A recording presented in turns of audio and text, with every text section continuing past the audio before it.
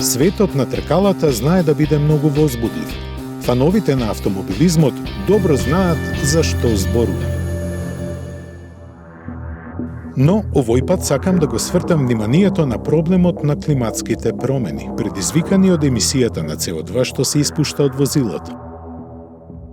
Штетната емисија на испудни гасови.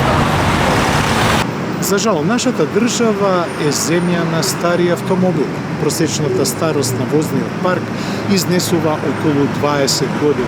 Затоа, инвестирајте во еколошки автомобили, електрични или хибридни. Секогаш избегнувајте да се возите сами во вашиот автомобил. Кога постои желба, постои и начин, нели?